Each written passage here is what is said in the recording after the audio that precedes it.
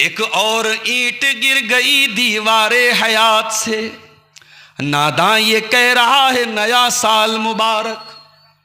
अरे तू तो इतना नादान है, तुझको ये भी नहीं पता कि ये जश्न मनाने का मौका नहीं, ये तो सोचने का मौका है, ये तो रोने का मौका है, ये तो अफसोस करने का मौका है, ये तो अपने आप को जांचने का मौका है। आय अल्लाह, जिंदगी में 1 साल और कम हो गया, अपनी कब्र से 1 कदम और करीब हो गए, अपने अंजाम से 1 कदम और करीब हो गए। आय अल्लाह, कल तक 39 साल के थे, आज 40 साल के हो गए, कल तक 42 साल के थे, आज 43 साल के हो गए। आय अल्लाह, जिंदगी का 1 साल और कम हो गया। आय अल्लाह, इस मौके पर मुझे तो गौर करना चाहिए कि 1 साल में मैंने क्या खोया, क्या पाया, कौन सी कमी अपनी दूर की, कौन सी नई चीज मैंने हासिल की।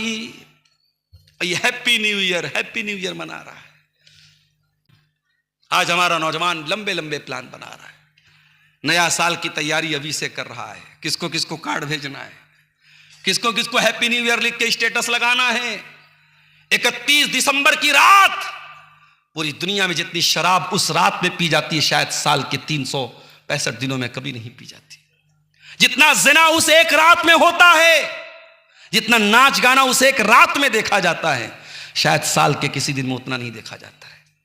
यह सारा मंजर देख करके मेरे प्यारे साथियों हमें अफसोस होता है कि हमारा नौजवान अपने आप को सेकुलर दिखाने के चक्कर में और यह बताने के चक्कर में कि हम बहुत रोशन ख्याल हैं, हम बहुत ओपन माइंडेड हैं, हम कंजर्वेटिव माइंड के नहीं हैं, हम महदूद सोच के नहीं हैं, हम कट्टरपंथी नहीं हैं, हम कठमुल्ला नहीं हैं, ये दिखाने के लिए वो अपने ईमान और अकीदे से भी समझौता कर लेता है। आप क्या समझते हैं क्रिसमस का त्यौहार क्यों मनाया जाता है? वो ईसा इब्ने मरियम की पैदाइश का जश्न नहीं मनाते हैं। पूछो जाकर के ईसाइयों से कि आज का दिन तुम क्यों मनाते हो जश्न? वो कहते हैं कि आज गॉड ने अपने सन को भेजा था दुनिया में। उनका अकीदा है, उनका बिलीफ है, उनकी आस्था है कि आज के दिन हजरत ईसा जो पैदा हुए वो नऊजुबिल्लाह अल्लाह के बेटे बनकर के दुनिया में आए। अल्लाह का भी कोई बेटा हो सकता है? हमारे तो बच्चे बच्चे को सूरह इखलास याद है, और नबी ने सिस्टम ऐसा बना दिया कि फजर की नमाज पढ़ने जाओगे, सुन्नत में कौन सी सूरतें पढ़नी है? कुल हुवल्लाहु, कुल या अय्युहल काफिरून, कुल हुवल्लाहु अहद। उम्रा करने जाओगे, तवाफ करने के बाद 2 रकात पढ़नी है, कौन सी उसमें सूरतें पढ़नी है? कुल हुवल्लाहु अहद, कुल या अय्युहल काफिरून। ये 2 सूरतें ऐसी हैं जो आपको याद होनी चाहिए, आपकी जिंदगी में ये शामिल होनी चाहिए। और कभी गौर करना, कुल हुवल्लाहु अहद हमें यह सिखाता है कि अल्लाह कौन है, और कुल या अय्युहल काफिरून हमें यह सिखाती है कि जब हम अल्लाह को मानने वाले हैं तो जो अल्लाह को नहीं मानता है उसके साथ हमारा सलूक कैसा होना चाहिए। कुल हुवल्लाहु अहद हमें यह सिखा रहा है, कुल हुवल्लाहु अहद, अल्लाह एक है, अल्लाहुस समद, अल्लाह बेनियाज है, उसको किसी की आवश्यकता नहीं है, वो किसी पर डिपेंड नहीं है, सारे के सारे लोग उसके ऊपर डिपेंड हैं। वो न खिलाए तो तुम खा नहीं सकते, वो न पिलाए तुम पी नहीं सकते, वो ऑक्सीजन रोक दे तुम सांस नहीं ले सकते, वो हवाओं को रोक दे तुम जी नहीं सकते, वो पानी को रोक दे तो तुम्हें तुम्हारी प्यास को कोई बुझाने वाला नहीं है। अल्लाहुस समद, अल्लाह बेनियाज है। लम यलिद, उसका कोई बेटा नहीं है, उसकी कोई संतान नहीं है। वलम यूलद, और वो किसी की संतान नहीं है। वलम यकुल लहू कुफुवन अहद, और अल्लाह के बराबर कोई नहीं है, उसके समकक्ष कोई नहीं है, उसके इक्विवेलेंट कोई नहीं है। गौर करो, कुरान की सबसे छोटी सूरतों में से ये सूरत है, इसका नाम क्या है? सूरह इखलास है। और बच्चे बच्चे को याद है, कभी इसके माना मतलब पर गौर किया? कुल हुवल्लाहु अहद, दुनिया के हर कुफ्र का जवाब है, हर शिर्क का जवाब है। जो ये कहते हैं अल्लाह हर जगह है, उनका भी इसमें रद्द है। जो ये कहते हैं हर चीज में अल्लाह है, उनका भी रद्द है। जो कहते हैं हर कंकर में माबूद है, उनका भी रद्द है। जो कहते हैं ईसा अल्लाह के बेटे हैं, उनका भी रद्द है। जो कहते हैं उज़ैर अल्लाह के बेटे हैं, उनका भी रद्द है। दुनिया के हर कुफ्र का रद्द है, हर शिर्क का रद्द है। खालिस तौहीद है सूरह इखलास के अंदर। आप सूरह इखलास के मानने वाले हैं और आप क्रिसमस की मुबारकबाद दे रहे हैं। अल्लाह का कोई बेटा मान रहा है और उससे आप कह रहे हैं मैरी क्रिसमस, हैप्पी क्रिसमस। वक़ालु इत्तख़ज़र रहमानु वलदा, ये लोग कहते हैं कि रहमान ने बेटा बना लिया। तकादुस समावातु यतफ़त्तरन मिन्हु व तनशक्कुल अर्दु व तख़िर्रुल जिबालु हद्दा अन दअउ लिर्रहमानि वलदा। अरे करीब है कि आसमान गिर जाए, जमीन में सुराख हो जाए और पहाड़ टूट जाए इस बात पर कि तुम रहमान का बेटा बनाते हो, अल्लाह का बेटा बनाते हो। इतना खतरनाक जुमला है। अल्लाह का कोई बेटा हो सकता है? लम यलिद वलम यूलद, अल्लाह का कोई बेटा नहीं, अल्लाह किसी का बेटा नहीं। और अगर कोई अल्लाह को अपना अल्लाह का बेटा किसी को मानता है तो उसके साथ हमारा सलूक क्या होना चाहिए? कुल या अय्युहल काफिरून ला आबुदु मा ताबुदून वला अंतुम आबिदून मा आबुद वला अना आबिदुम मा अबदतुम वला अंतुम आबिदून मा आबुद लकुम दीनुकुम वलिय दीन। ऐ ईसाइयों, ऐ ईसा को अल्लाह का बेटा मानने वालों, ऐ पत्थर के आगे झुकने वालों, ऐ पेड़ के आगे झुकने वालों, ऐ नदी को माता कहने वालों, ऐ धरती को माता कहने वालों, ऐ गाय को माता कहने वालों, ऐ अल्लाह का इनकार करने वालों, कुफ्र के जितने अकीदे हैं उन सारे अकीदों को खिताब करके कहा गया कुल या अय्युहल काफिरून, ओ डिसबिलीवर्स, है वो लोगों जो ईश्वर को नहीं मानते, जो अल्लाह को एक नहीं मानते, जो एकेश्वरवाद को नहीं मानते। हमारे बहुत सारे हिंदू भाई समझते काफिर गाली है। काफिर कोई गाली नहीं है। काफिर मोमिन का अपोजिट है। मोमिन का मतलब बिलीवर, काफिर का मतलब डिसबिलीवर। मोमिन का मतलब मानने वाला, काफिर का मतलब ना मानने वाला। अगर आप अल्लाह को नहीं मानते तो आप काफिर हैं। आप ला इलाहा इल्लल्लाह को नहीं मानते तो ये कोई गाली थोड़ी है। कुरान कह रहा है कुल या अय्युहल काफिरून, ऐ नबी कह दीजिए ऐ काफिरो, ओ डिसबिलीवर्स, हे ईश्वर को अल्लाह को ना मानने वालों, ला आबुदु मा ताबुदून, जिसकी तुम उपासना करते हो, जिसकी तुम वर्शिप करते हो, जिसकी तुम इबादत करते हो, आई कांट वर्शिप इट, मैं उसकी इबादत नहीं कर सकता। और जिसकी मैं इबादत करता हूं, वला अंतुम आबिदून मा आबुद, जब तक तुम शिर्क कर रहे हो, अल्लाह को छोड़ के किसी स्टैचू की इबादत कर रहे हो, किसी पेड़ की पूजा कर रहे हो, किसी नदी की इबादत कर रहे हो, किसी धरती को माता मान रहे हो, तो जब तक तुम शिर्क कर रहे हो तुम मेरे अल्लाह की तुम उपासना नहीं कर रहे हो। जिसकी मैं इबादत करता हूं तुम नहीं करते हो, जिसकी तुम करते हो मैं नहीं कर सकता। लकुम दीनुकुम वलिय दीन, तुम अपने दीन पर चलो, हम अपने दीन पर चलेंगे, तुमसे कोई झगड़ा नहीं है। लेकिन हां, अकीदे के मामले में हम कॉम्प्रोमाइज नहीं कर सकते। ये कुरान का पैगाम है मेरे नौजवानों। हम आपको मानवता से नहीं रोकते, भाईचारा से नहीं रोकते, सौहार्द से नहीं रोकते, प्रेम से नहीं रोकते। आज देश का माहौल क्या बना दिया गया। क्रिसमस का त्योहार आया, एक चर्च के बाहर एक मजहब के लोगों ने, एक धर्म के लोगों ने अपने मजहब की चीजें जाके चलाना शुरू कर दिया। हम इसके विरोधी हैं। हमें ये कहने का पूरा अधिकार है कि अगर कोई क्रिसमस मना रहा है अपने चर्च में जाकर के अपने तरीके से वो मना रहा है, हमें कोई ऑब्जेक्शन नहीं होना चाहिए। इस मुल्क में विभिन्न धर्मों के, विभिन्न जातियों के लोग हैं। हर धर्म के मानने वाले को अपने धर्म पर अमल करने का अधिकार है। हमें उसके अधिकार से उसको महरूम करने का कोई हक नहीं है। मेरे प्यारे साथियों, हमारा नौजवान क्रिसमस मना रहा है, स्कूलों में बच्चे सांता क्लॉस बन रहे हैं, औरतें अपने बच्चों को लेके जा रही हैं, सांता क्लॉस के ड्रेस में बच्चा जा रहा है स्कूल में।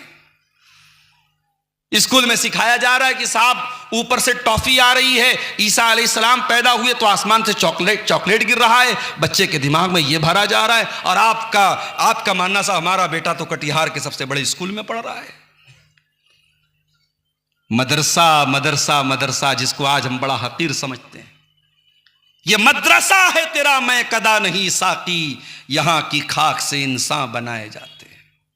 यही वो मदरसे हैं जिनके बारे में अल्लामा इकबाल ने कहा था कि इन मदरसों को इनके हाल पे बाकी रहने दो, अगर ये खत्म हो गए तो अल्लाह की तौहीद की आवाज बंद हो जाएगी। स्पेन में मैं हाल देख के आया हूं, अंदलुस में मैं हाल देख के आया हूं। ये मदरसे जब तक है मेरे प्यारे साथियों, और इसीलिए जिनकी नीयतें खराब है वो यही चाहते ये मदरसे बंद हो जाएं, काल अल्लाह की आवाजें बंद हो जाएं, काल रसूल की आवाजें बंद हो जाएं। ये मदरसे जब तक मौजूद हैं तौहीद की आवाज आपके कानों तक पहुंचती रहेगी मेरे प्यारे साथियों। इन मदरसों की हिफाजत करो, इन मदरसों के चलाने वालों का सपोर्ट करो, इन मदरसों से जुड़े हुए उलमा का सपोर्ट करो मेरे प्यारे साथियों। ऐ मुसलमान, तुझे तेरे पैर सलामत हैं, तुझे बैसाखी के सहारे की जरूरत भी नहीं है। तेरे घर के करीब में मस्जिद की अजान की आवाज तेरे कानों तक पहुंच रही है, हय्या अला सलाह की आवाज तेरे कानों तक पहुंच रही है, फजर की अजान में अस्सलातु खैरुम मिनन नौम की आवाज भी तेरे कानों तक पहुंच रही है मुसलमान, तू कितना बड़ा नमक हराम है अपने मालिक का, जिस मालिक की जमीन पे रहता है, जिस मालिक का दिया अनाज खाता है, जिस मालिक की ऑक्सीजन में सांस लेता है, उस मालिक के लिए तुझे सजदा करने का भी टाइम नहीं है।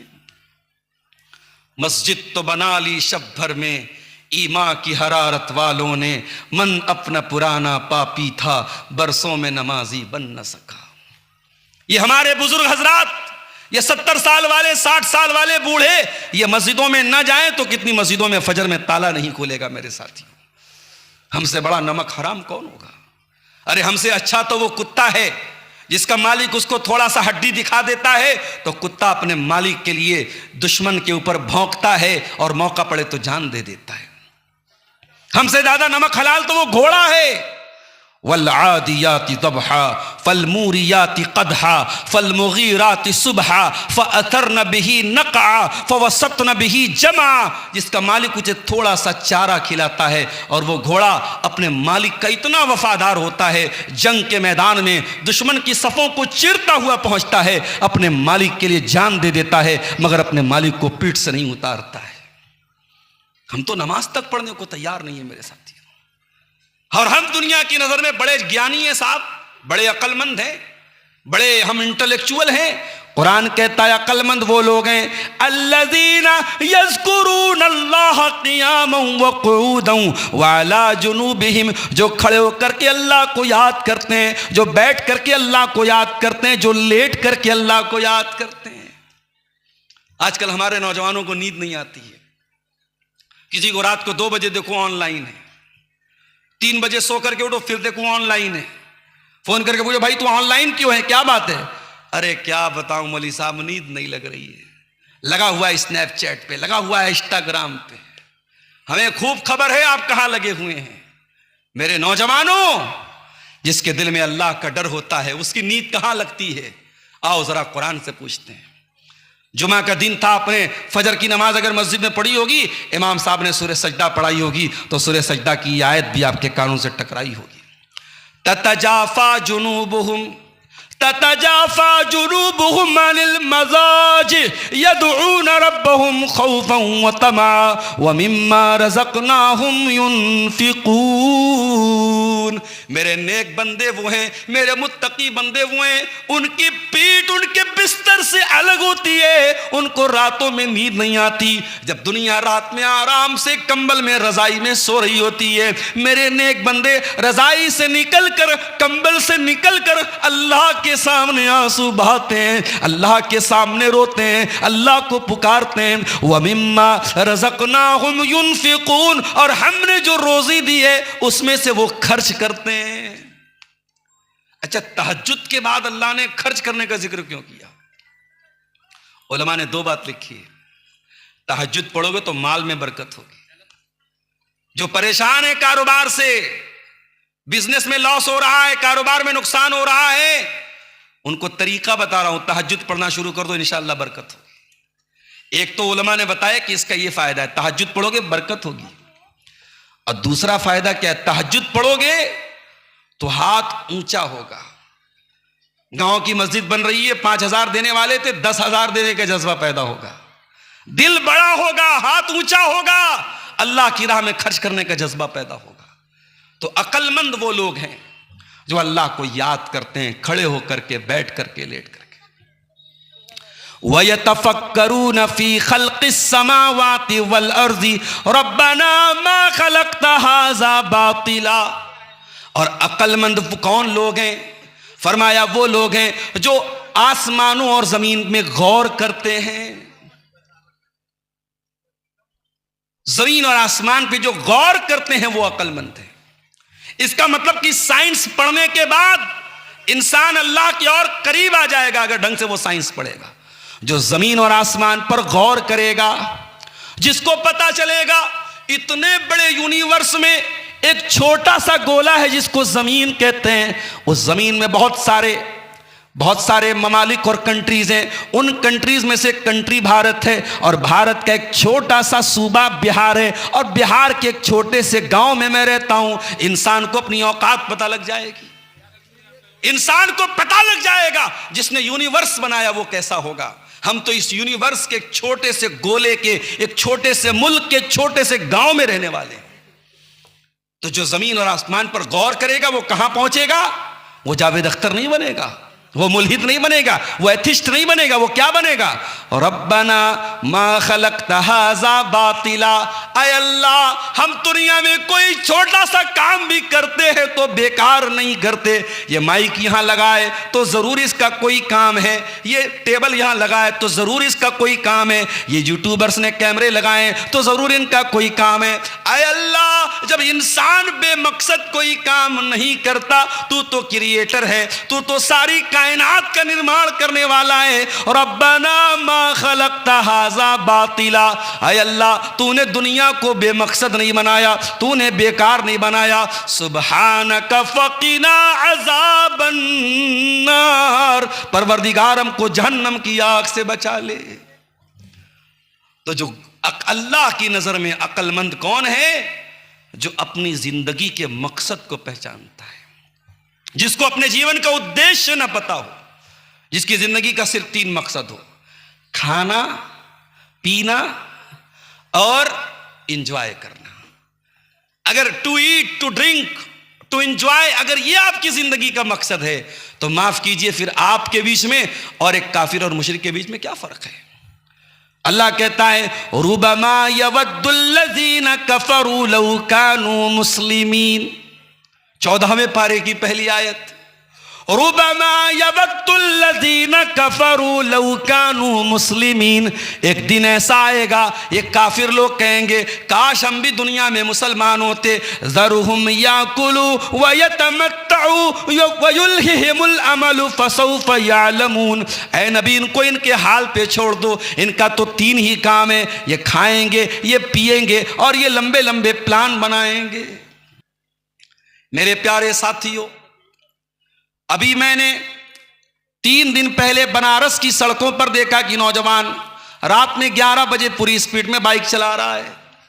अच्छा, हमारे मुसलमान नौजवान इन सब चीजों में थोड़ा ज्यादा नजर आते हैं। 11 बजे बाइक चला रहा है, क्या कर रहा है साहब?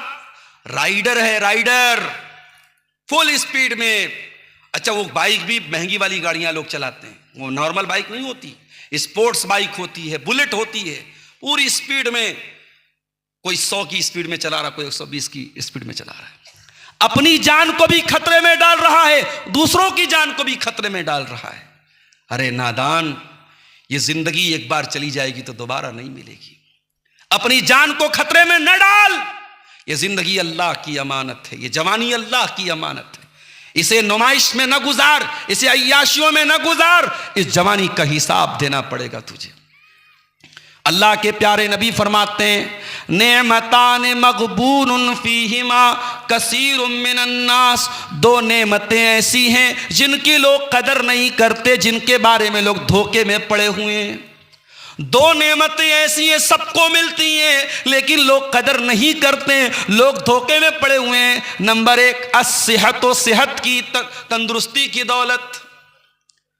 शुगर हो गया, चलो भैया चिकन नहीं खा सकते, रसगुल्ला नहीं खा सकते, मिष्टी नहीं खा सकते। हमें कभी आपके इलाके से जाता हूं तो हमारे घर वाले पूछते हैं बिहार बंगाल में क्या खास बात है। मैंने कहा उधर मिठाई बहुत अच्छी मिलती है। कलियाचक में कभी कभी गया तो गरम गरम बिल्कुल जो है खजूर के गुड़ की जो मिठाई वहां मिलती है, बड़ी जबरदस्त होती है। मैं कभी जाता हूं तो जरूर उसको खरीद देता हूं घर के लिए। अब लेकिन आप सोचिए, इतनी बड़ी नेमत है और आप महरूम हो जाते हैं। इसीलिए 40 साल के जब लोग हो जाएं तो डॉक्टर लोग कहते हैं कि मीठा थोड़ा कम कर दो भाई, वरना शुगर होने का डर ज्यादा रहता है। अच्छा, जिसको शुगर हो जाता है वो चाय तो पिएगा बगैर चीनी वाली, उससे पूछो चाय पियोगे? हाँ पिएंगे। कौन सी? बिना चीनी की। और मिठाई गपागप खाएगा। ये अजीब बात है। जिस चीज से इंसान को रोका जाता है उसकी मोहब्बत उसके दिल में पैदा हो जाती है। आज तंदुरुस्ती है, कल होगी कि नहीं होगी गारंटी नहीं। अरे आप अपनी जिंदगी पर गौर कीजिए।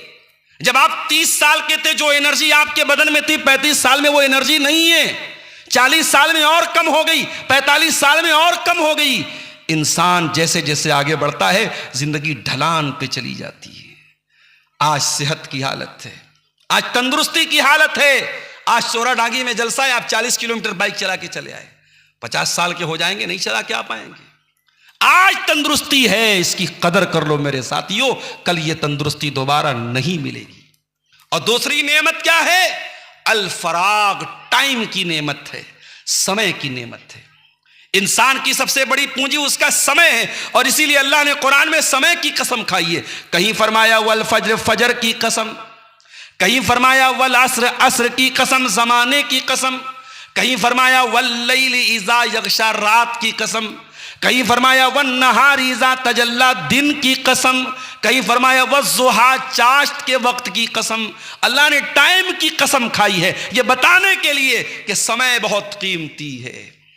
और एक आदमी मार्केट में बर्फ बेच रहा था और सुबह को बर्फ लेके निकला, दोपहर हो गई, कस्टमर नहीं आ रहा है और बर्फ बराबर पिघल रही थी। तो बेचारा चिल्लाने लगा और कहने लगा, ओ लोगों, मेरा बर्फ खरीद लो इससे पहले कि मेरा कैपिटल गल जाए, मेरी पूंजी समाप्त हो जाए, मेरी पूंजी खत्म हो जाए, शेष हो जाए। वो लोगों, मेरा बर्फ मुझसे खरीद लो। सलफ कहते हैं उस इंसान को देखकर हमें कुरान की सूरत का मतलब समझ में आया। वल अस्र इन्नल इंसान लफी खुस्र, जमाने की कसम, इंसान बहुत बड़े घाटे में है। इंसान की सबसे बड़ी पूंजी उसका समय है। मेरे प्यारे साथियों, अल्लाह के नबी फरमा रहे हैं कि अक्सर लोग समय का गलत इस्तेमाल करते हैं, वक्त का गलत इस्तेमाल करते हैं। आज क्या आलिम और क्या जाहिल, क्या जवान, क्या बूढ़ा, सबके हाथ में मोबाइल और सोशल मीडिया का ऐसा दौर आ गया। एक फोटो डाला तो इंतजार कर रहा है कितने लाइक मिले, एक वीडियो डाला तो देख रहा है कितने लोगों ने उस पर लाइक का इमोजी डाला है, एक को मैसेज करके देख रहा है रिप्लाई आया कि नहीं आया। अरे जितना तू लोगों के लाइक की परवाह कर रहा है, इतना अगर तू अल्लाह के लाइक की परवाह करता कि अल्लाह तुझको लाइक करता है कि नहीं करता है, तो शायद तू लायक हो जाता। तुझे अल्लाह के लाइक की फिक्र नहीं, लोगों के लाइक की फिक्र है। अरे लोग आज तुझे फेसबुक पर लाइक कर रहे हैं, कल मरेगा लोग कहेंगे मरहूम बड़े अच्छे आदमी थे। बस तेरे गांव वाले तेरी मिट्टी में आएंगे, जिंदगी में कभी तेरी तारीफ नहीं की। जब कब्र पे मिट्टी देने आएंगे, हाथ झाड़ के कहेंगे आदमी भालो छिलो, मानुष भाली छिलो, आदमी अच्छा था। लोग आपकी तारीफ करने के लिए आपके मरने का वेट कर रहे हैं।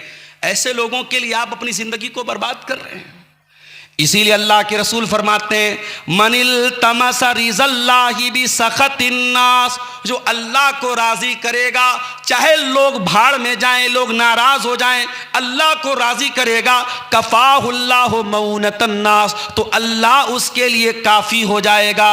और जो अल्लाह को नाराज करके लोगों को राजी करने की कोशिश करेगा, वकलहुल्लाहु इलन नास, तो अल्लाह ताला लोगों के हवाले उसको कर देगा।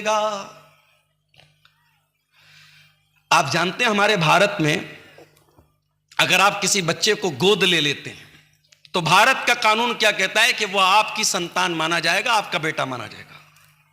लेकिन इस्लाम में आप अगर किसी बच्चे को पाल लेते हैं या अपना बेटा बोल लेते हैं, मुंह बोला बेटा मान लेते हैं, तो आपके मान लेने से वो आपका बेटा नहीं हो जाएगा। ये इस्लाम का कानून है। अब बहुत गौर से सुनिएगा, अल्लाह के नबी ने हजरत ज़ैद को पाला, उनको मुंह बोला बेटा बना लिया। बेटे की तरह हजरत ज़ैद अल्लाह के रसूल के घर में रहते थे। इतनी ज्यादा मोहब्बत अल्लाह के रसूल सल्लल्लाहु अलैहि वसल्लम हजरत ज़ैद से करते थे कि हजरत ज़ैद के बाप का लोग नाम नहीं लेते थे, बल्कि ज़ैद इब्ने मोहम्मद कहते थे उनको। ज़ैद की शादी होती है किससे? हजरत ज़ैनब बिन्त जहश से, जो अल्लाह के रसूल की फूफी की बेटी थी। ज़ैद भी बहुत अच्छे खानदान के थे, लेकिन किसी जमाने में डाकुओं ने पकड़ करके गुलाम बना के बेच दिया था, तो मक्के में लोग इनको गुलाम समझते थे। जब अल्लाह के नबी ने ज़ैद की शादी अपनी फूफी की बेटी से करा दी, तो यह रिश्ता ज्यादा दिन तक नहीं चल पाया। इसीलिए उलमा कहते हैं कि रिश्ता करो तो ऐसी जगह रिश्ता करो जहां आपका मिजाज तालमेल खा जाए। आप बहुत पैसे वाले हैं और आप बहुत गरीब फैमिली में शादी करेंगे, तालमेल थोड़ा मुश्किल हो जाएगा। आप गांव के हैं, शहर की लड़की लेके आ जाएंगे, तालमेल थोड़ा मुश्किल हो जाएगा। अपने माहौल में, अपने एटमॉस्फेयर में, अपने कल्चर में शादी करना बेहतर है अगर दीनदारी है तो, ताकि तालमेल खा जाए। क्योंकि रिश्ता जब होता है तो तालमेल का होना बहुत जरूरी है। ज़ैद भी बहुत नेक इंसान है, ज़ैनब भी बहुत नेक औरत है, मगर तालमेल नहीं हो पा रहा था। अब हजरत ज़ैद के दिल में ख्याल आया कि मैं तलाक दे दूं। हजरत ज़ैद अल्लाह के नबी के पास आते हैं और कहते हैं अल्लाह के नबी, मैं ज़ैनब के साथ नहीं रह सकता, मैं तलाक देना चाहता हूं। अल्लाह ताला की तरफ से यह बता दिया गया कि अल्लाह के रसूल, ज़ैद अपनी बीवी को तलाक दे देंगे, और जब वो तलाक दे देंगे और ज़ैनब की इद्दत पूरी हो जाएगी तो ऐ मेरे रसूल, आपको उस औरत से शादी करनी होगी, ताकि दुनिया से ये रस्म खत्म कर दी जाए कि अगर कोई मुंह बोला बेटा है तो वो सगा बेटा नहीं है। क्योंकि सगा बेटा होता तो सगे बेटे की बीवी तो बहू होती है, और बहू से ससुर की कभी शादी नहीं हो सकती।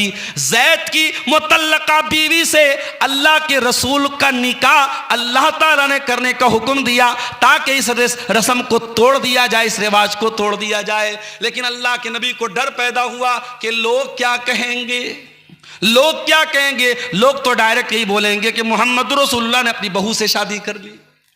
अल्लाह के नबी के पास ज़ैद आए। ज़ैद ने कहा अल्लाह के नबी, मैं तलाक देना चाहता हूं अपनी बीवी को। आपने फरमाया अमसिक अलैका ज़ौजक वत्तक़िल्लाह। आपने कहा ज़ैद, अपनी बीवी को तलाक मत दे, उसको निकाह में बाकी रख। वह तुख्फी फी नफ्सी कमल्लाहु मुब्दी। और ए नबी, आपको पता था कि तलाक हो जाएगी और आपको शादी करनी होगी ज़ैनब से, लेकिन आप अपने दिल में इस बात को छुपा रहे थे। वह तख्शन्नास, और ए मेरे नबी, आप लोगों से डर रहे थे।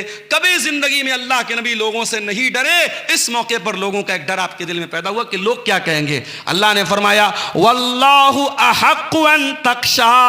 ए मेरे नबी, लोगों से मत डरिए, अल्लाह से डरिए। अल्लाह ज्यादा हकदार है कि अल्लाह से डरा जाए।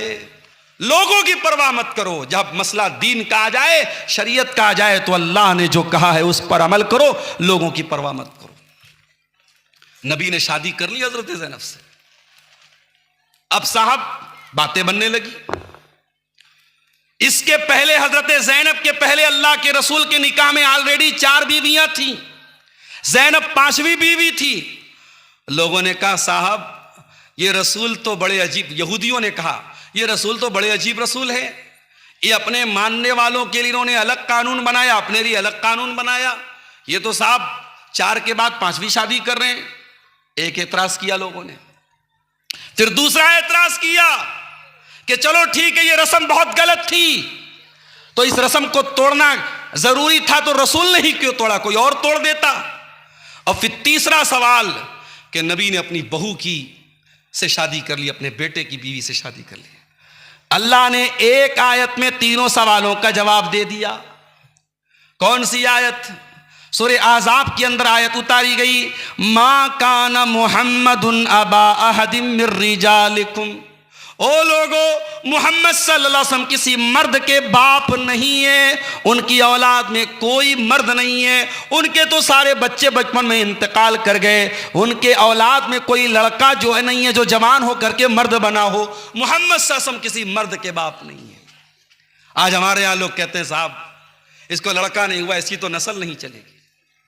अरे अगर किसी को सिर्फ लड़कियां हैं वो दिल छोटा न करे, जिसके सिर्फ लड़के हैं वो बहुत खुश नहीं है। दुनिया में आपकी औलाद नेक होना चाहिए मेरे साथी। अगर आपको सिर्फ अल्लाह ने बेटियां दी हैं, अपनी किस्मत में नाज कीजिए। नबियों को अल्लाह ने बेटियां दी हैं, नबियों को अल्लाह ने बेटियों का बाप बनाया है। हमारे आखिरी नबी 4 बेटियों के बाप थे। तो बेटी अगर है तो दिल मत छोटा करो मेरे भाई। बेटा है तो बहुत अच्छी बात है, बेटा नहीं है कोई बात नहीं, इसमें कोई खराबी की बात नहीं, कोई कमी की बात नहीं। फरमाया मा काना मुहम्मदुन अबा अहदिम मिर रिजालिकुम, मोहम्मद सल्लल्लाहु अलैहि वसल्लम किसी मर्द के बाप नहीं है। वलाकिर रसूल अल्लाह, बल्कि वो अल्लाह के रसूल हैं। जब वो अल्लाह के रसूल हैं तो कान खोल के सुन लो, तुम्हारे लिए जो नियम बनाएगा कि 4 से ज़्यादा तुम शादी नहीं कर सकते, मोहम्मद रसूलुल्लाह अल्लाह के रसूल हैं। अल्लाह ताला उनको इस नियम से छूट भी दे सकता है, तुम्हें इस पर कोई एतराज़ का अधिकार नहीं है। वलाकिर रसूल अल्लाह, वो अल्लाह के रसूल हैं। व खातमन नबिय्यीन, और वो आखिरी नबी हैं, उनके ऊपर सारे दीन को मुकम्मल कर दिया गया है, उनको आखिरी नबी बना के भेजा गया है। अगर वो रस्म व रिवाज को नहीं तोड़ेंगे तो कौन तोड़ेगा? मेरे प्यारे साथियों, नबी ने जब लोगों की परवाह नहीं की तो तुम लोगों की परवाह क्यों करते हो? अपनी जिंदगी को अल्लाह और उसके रसूल के तरीके पर गुजारो। लोग क्या कहते हैं इसके चक्कर में मत पड़ो। लोग आपकी तारीफ करने के लिए आपके मरने का इंतजार करते हैं। और ये दुनिया, ये बड़ी जालिम दुनिया है मेरे साथी। आज जुमा का दिन था, सूरे आला की तिलावत आपने जुमा की नमाज में सुनी होगी। सूरे आला की आयत भी आपके कानों से टकराई होगी। बल तुसिरूनल हयात दुनिया वल आखिरतु खैरुन व अबका। मेरे बंदो, तुम दुनिया की जिंदगी को सब कुछ समझते हो, जबकि आखिरत की जिंदगी ज्यादा बेहतर और ज्यादा बाकी रहने वाली है। ना दुनिया की दौलत हमेशा रहने वाली है, न दुनिया की औरत तुम्हारे हमेशा काम देने वाली है, न दुनिया की तंदुरुस्ती हमेशा रहने वाली है, न दुनिया का माल हमेशा तुम्हारे काम आने वाला है, न दुनिया की ज़मीन और जायदाद हमेशा तुम्हारे काम आने वाली है। जैसे ही इंतकाल हो जाएगा, दिल की धड़कन बंद हो जाएगी, सारी ज़मीन जायदाद तुम्हारे वारिसों की हो जाएगी, औलाद की हो जाएगी, बीवी की हो जाएगी। तुम तो खाली हाथ दुनिया से जाओगे।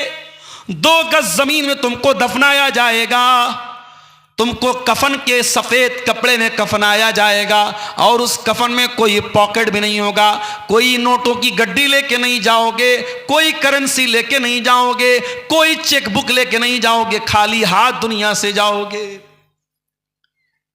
एक साहब ने एक दिन मसला पूछा, मुली साहब, घर में अब्बा का इंतकाल हो गया है, और इंतकाल के बाद जब मैयत को नहलाना होता है तो मैयत के बॉडी पर जो कपड़ा होता है शरीर पर, वो तो उतार नहीं सकते, तो उसको कैंची से काट देते हैं।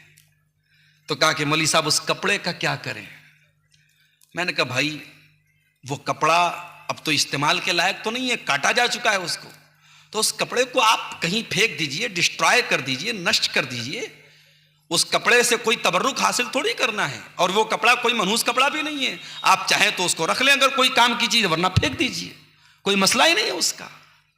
लेकिन आप सोचो मेरे प्यारे साथियों, आज हमारी औरतें बड़े शौक से अपनी सहेलियों को बताती, अपनी देवरानी जेठानी अपनी देवरानी को बताती है, देख मेरे पास इतनी साड़ी है, इतने सूट हैं, इतना जो है मेरे पास फला कपड़ा है। हाय हाय हाय। और इंसान मरता है तो इतना मजबूर है कि उसकी बॉडी से कपड़ा कैंची से काट के उतारा जा रहा है। ऐ इंसान, तू सिर्फ अपनी मौत पर गौर कर तो शायद तू दुनिया से दिल लगाना छोड़ देगा। दुनिया में आप नहाने जाते हैं, जाड़े का मौसम आया, गीजर लगा दिया है। मैं कहीं जाता हूं इस सर्दी के मौसम में, तो लोगों बाथरूम में भाई गीजर लगा है, नहीं लगा तो गर्म पानी लाओ, ठंडे पानी से नहीं नहा सकते। सफर में है, गला बैठ जाएगा, सर्दी जुकाम हो जाएगी, तकरीर करना है हमको। अल्लाह अकबर। मरने के बाद कौन पूछता है भाई? मरने के बाद कौन पूछता है कि गर्म पानी से नहाना है कि ठंडे पानी से नहाना है? जिंदगी भर हमेशा गीजर के पानी से नहाता रहा। आज नहलाने वाला नहीं पूछ रहा है कि तुझे ठंडे से नहलाऊं कि गर्म से नहलाऊं। दुनिया में अपने पसंद के साबुन से नहाता रहा, लाइफबॉय से नहाता रहा, डव से नहाता रहा, बाल पर पसंद का शैम्पू लगाता रहा, चेहरे पर फेस वॉश लगाता रहा, दाढ़ी पर सीरम लगाता रहा, बॉडी पर लोशन लगाता रहा।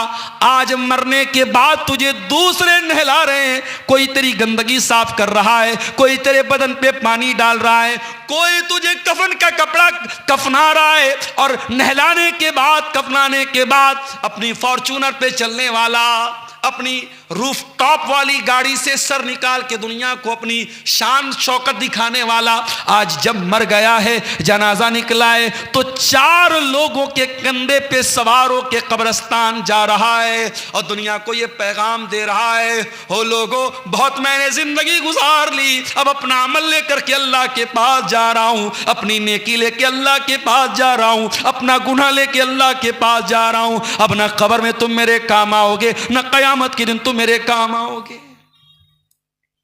कब्र में उतारा जा रहा है, बेटे की आंखों से आंसू बह रहे हैं, बाप का जनाजा है, भाई की आंखों से आंसू बह रहे हैं, भाई का जनाजा है, मगर भाई अपने बाप के साथ कब्र में अपने भाई के साथ सोने को तैयार नहीं है, बेटा अपने बाप के साथ जनाजे के साथ सोने को तैयार नहीं है।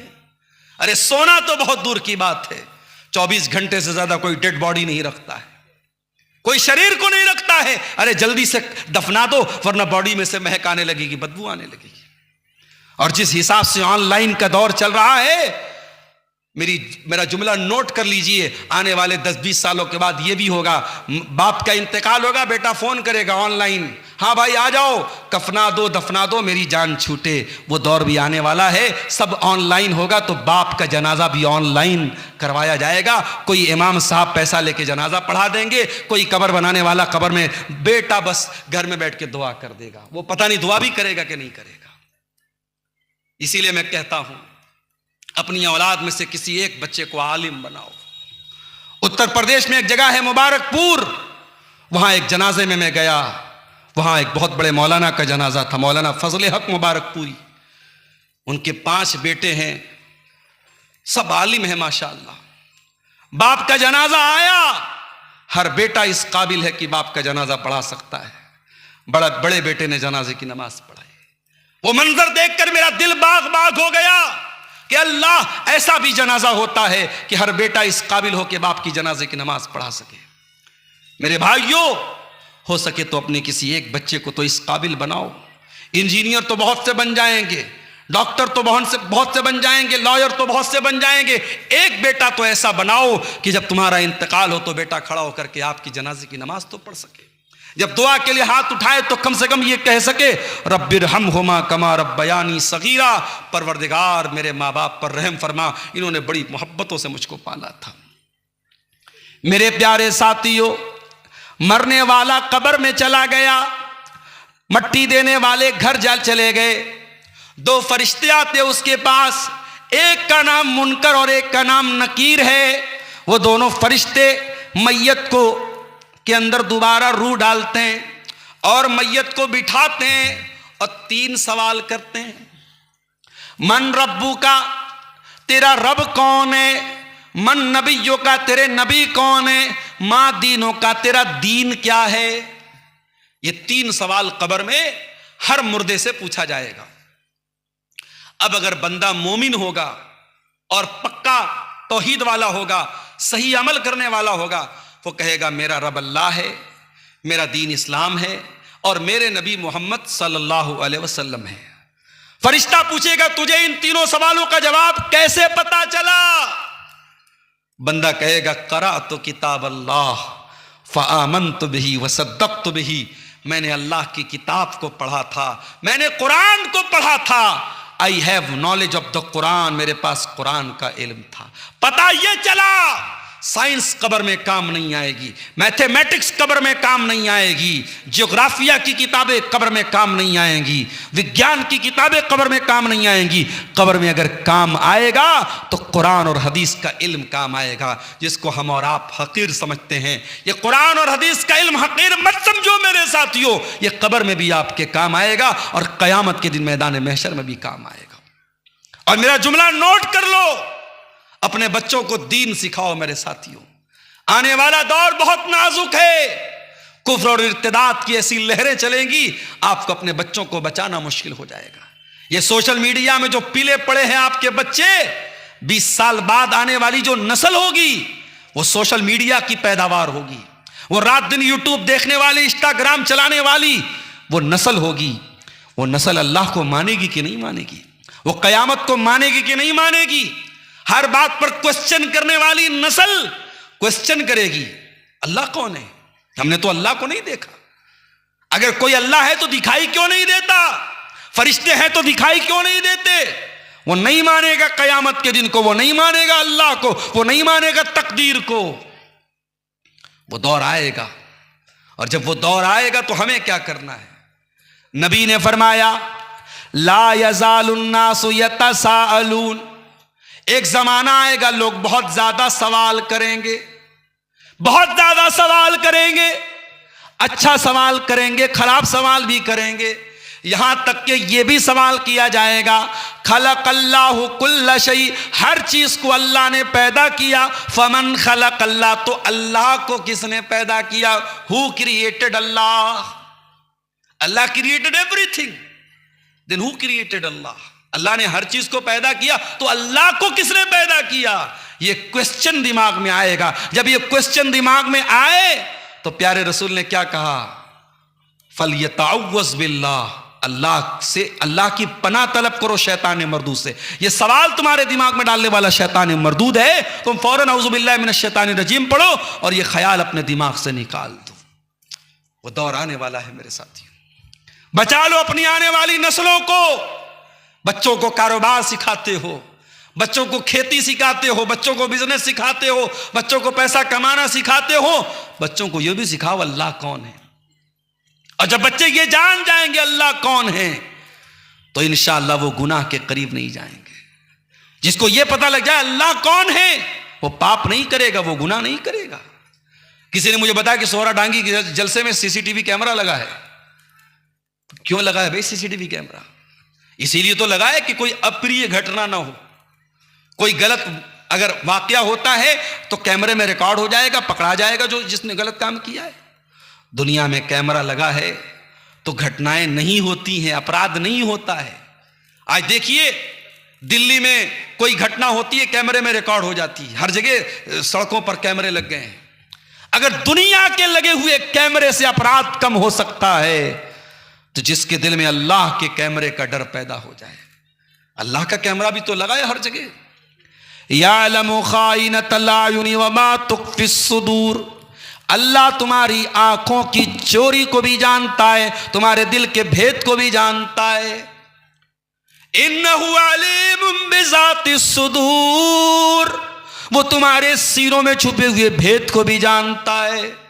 अलम यालम बि अन्नल्लाह यरा, इंसान क्या तू नहीं जानता अल्लाह सब देख रहा है। मा यल्फिज़ु मिन कौलिन इल्ला लदैहि रक़ीबुन अतीद, तेरे जबान से जो लफ्ज निकलता है एक फरिश्ता सब रिकॉर्ड कर रहा है। व इन्ना अलैकुम लहाफ़िज़ीन किरामन कातिबीन यालमून मा तफ़अलून, ओ लोगो हमने तुम्हारी एक्टिविटीज को रिकॉर्ड करने के लिए किरामन कातिबीन को मुकर्रर कर दिया है जो तुम्हारी एक एक एक्टिविटी को लिख रहे हैं। फरिश्ते सब रिकॉर्ड कर रहे हैं मेरे साथी। अल्लाह का कैमरा, उसका डर जब आपके बच्चे के अंदर पैदा होगा वो ऑटोमेटिक गुनाहों से बचेगा। इसीलिए हजरत लुकमान अपने बच्चे से कहते हैं या बुनैया इन्नहा इन तकुम मिस्काल हब्बतिन मिन खरदलिन फतकुन फी सखरतिन औ फिस समावाति औ फिल अर्दि याति बिहल्लाह। ऐ मेरे बच्चे, एक राई के दाने के बराबर भी कोई चीज होगी, आसमानों में कहीं होगी, जमीन में कहीं होगी, किसी चट्टान के अंदर होगी, अल्लाह उसको सामने ले आएगा। अल्लाह से कैसे बच पाओगे मेरे प्यारे साथी। एक सहाबी अल्लाह के नबी के पास आए, अय अल्लाह के रसूल, मेरे कुछ गुलाम हैं, मैं उनको मारता हूं, पीटता हूं। आपने पूछा क्यों मारते हो? कहा अल्लाह के नबी बड़ी बदतमीजी करते हैं, बड़ी बदतमीजी करते हैं, बड़ी नाफरमानी करते हैं, जब मेरी नाफरमानी करते मैं मार देता हूं। अय अल्लाह के नबी, अपने गुलामों को मैं मार देता हूं, पीट देता हूं, मुझे अजाब तो नहीं होगा? आपने फरमाया, ऐ मेरे सहाबी, जो तेरे गुलाम तेरी नाफरमानी करते हैं, कयामत के दिन उसको भी कैलकुलेट किया जाएगा, उसको भी तौला जाएगा, उसको भी नापा जाएगा, और तू जो सज़ा देता है उसको भी कैलकुलेट किया जाएगा।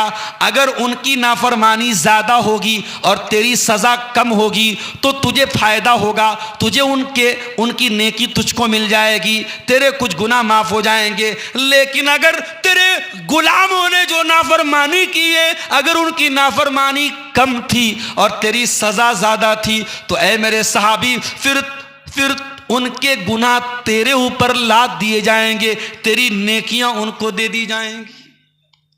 सहाबी रोने लगे, ऐ अल्लाह के नबी, मैं सजा देता हूं, नाप के तो नहीं देता, तौल के तो नहीं देता। ऐ अल्लाह के रसूल, मुझे समझ में नहीं आ रहा है मैं क्या करूं।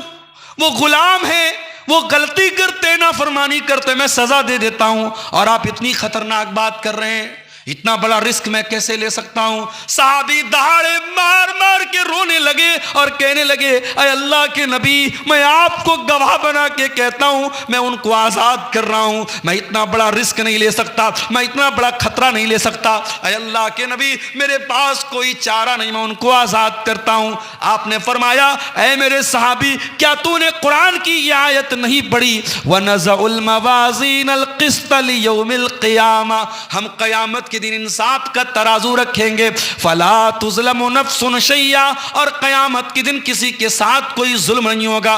व इन काना मिस्काल हब्बतिन मिन खरदलिन अतैना बिहा, एक राई के दाने के बराबर भी कोई चीज होगी तो सामने आ जाएगी। मेरे नौजवानों, वो चीज आपके अंदर तभी पैदा होगी जब आप अल्लाह को जानेंगे।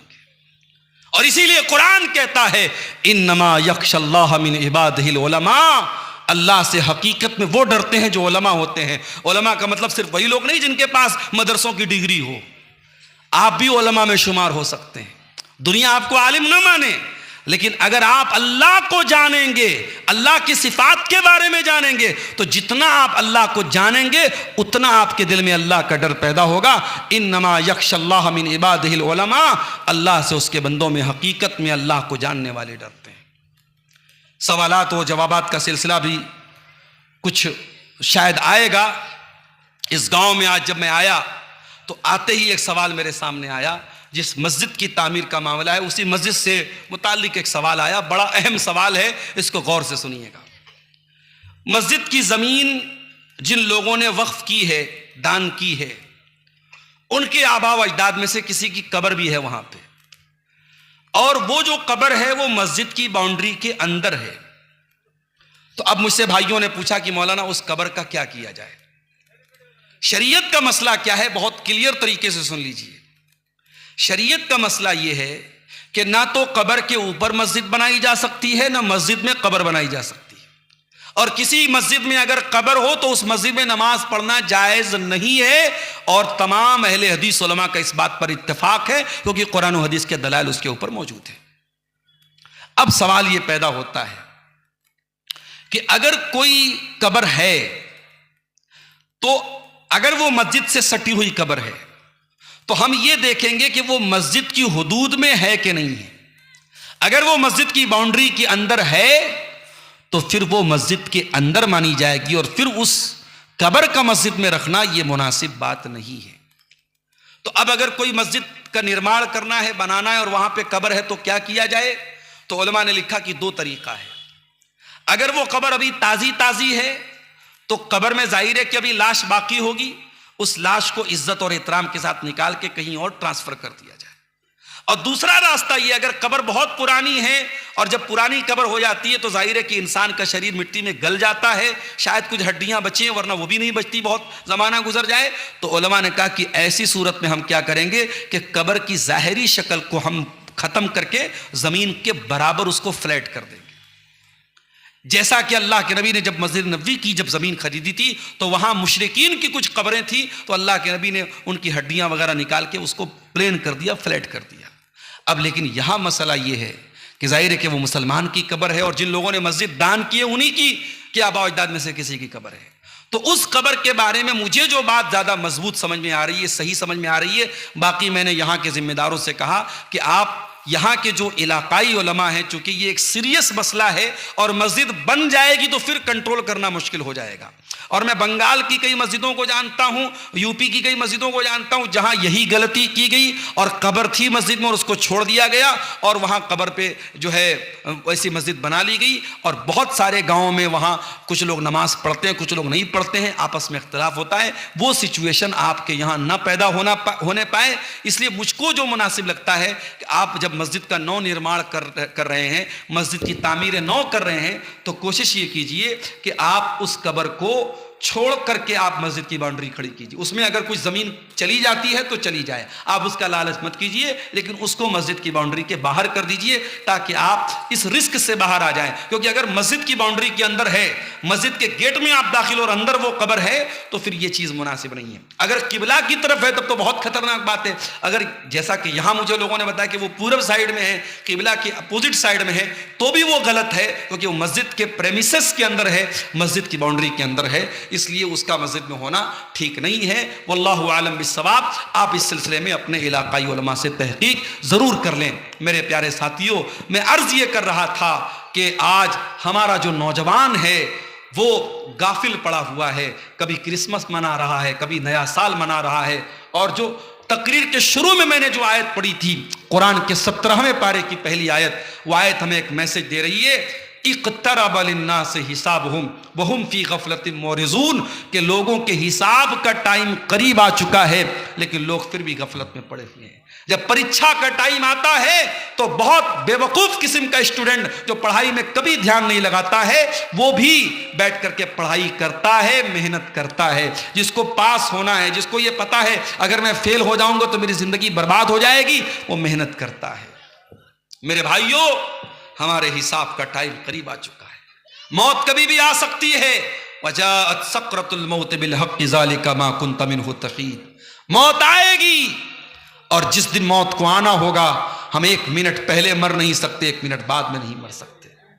दुनिया ने बहुत तरक्की कर ली लेकिन मौत का इलाज अभी तक तलाश नहीं किया जा सका। युद्रिकुमुल मौत वलौ कुन्तुम फी बुरूजिम मुशय्यदा, तुम शीशा पिलाए हुए दीवारों के अंदर कैद हो जाओ तब भी मौत तुमको आकर के रहेगी। मेरे प्यारे साथियों, इसके पहले कि मौत आए हम उस हिसाब की तैयारी कर लें। ये 2-3 सवालात आए हैं जिसको जवाब देख लेते हैं। ग्रुप लोन का यहां ज्यादा चर्चा है, क्या होता है ग्रुप लोन में? शेख तौहीद साहब कुछ बताइए आप।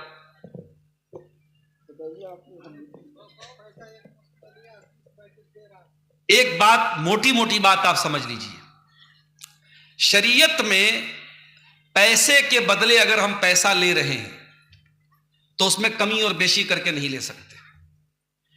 अगर मैंने आपको 1 लाख रुपया दिया और यह तय करके दिया कि आप मुझे वापस 1,20,000 लौटाएंगे, तो वो 20,000 शरीयत की नजर में सूद है, ब्याज है, हराम है, रिबा है।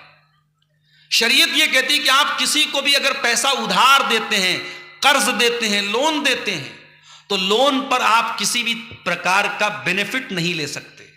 इसीलिए अगर आप कोई सामान गिरवी रखते हैं किसी के पास, तो गिरवी सामान रख करके जो आपको लोन दे रहा है, उस गिरवी सामान से अगर वो बेनिफिट उठा रहा है तो वो भी सूद में आता है, वो भी हराम है।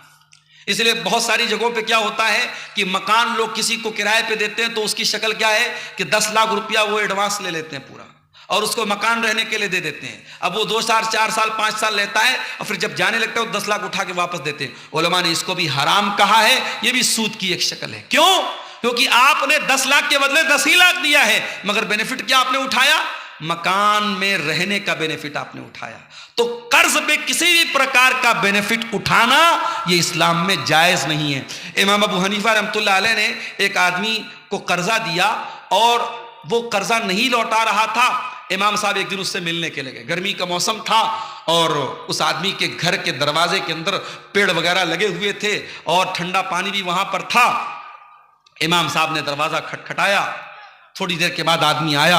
उसने कहा, अरे इमाम साहब आप मेरे दरवाजे पर आप आए हैं और बाहर खड़े धूप में, अरे अंदर आइए, पेड़ की छांव में बैठिए और ठंडा पानी पीजिए, पैसे का लेन देन होता रहेगा। इमाम साहब ने कहा, माफ करना, तुमसे मेरा जो संबंध और ताल्लुक था वो अपनी जगह है, इस वक्त मैं तुमसे कर्जा लेने आया हूं और शरीयत ये कहती है कि कर्जे पर किसी प्रकार का मुनाफा नहीं ले सकते।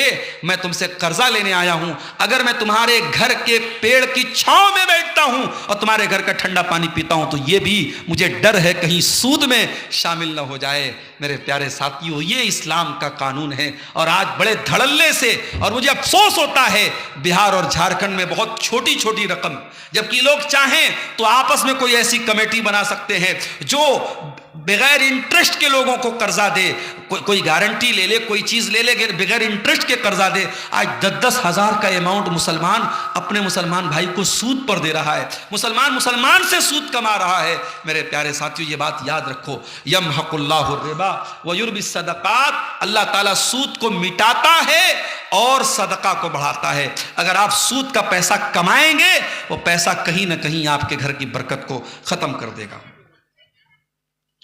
नावाकफियत अशिया की खरीदो फरोख्त का चर्चा भी बहुत ज्यादा है, जैसे मखाना वगैरह। अच्छा, वो क्या मतलब बता रहे हैं, नावाकफियत का क्या मतलब है? हाँ, ये बे गरर इसको बोलते शरीयत। शरीयत क्या कहती है कि आप लेन देन किसी चीज का कर रहे हैं तो क्या खरीद रहे हैं, क्या बेच रहे हैं, क्लियर होना चाहिए। इसीलिए पेड़ की पैदावार होने के पहले पेड़ का सौदा कर लेना सही नहीं है। जी जी जी। और मछली भी पानी में, हाँ, अंदाजा करके कितनी मछली आएगी नहीं मालूम, ये बे गरर इसको बोलते, धोखा है ये। शरीयत हमारी अल्लाह की बनाई हुई शरीयत है, इसमें ट्रांसपेरेंसी है।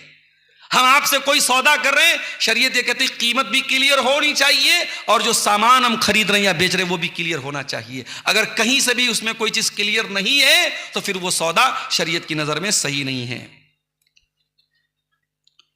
अकीका का गोश्त माँ बाप खा सकते हैं या नहीं खा सकते? बिल्कुल खा सकते हैं।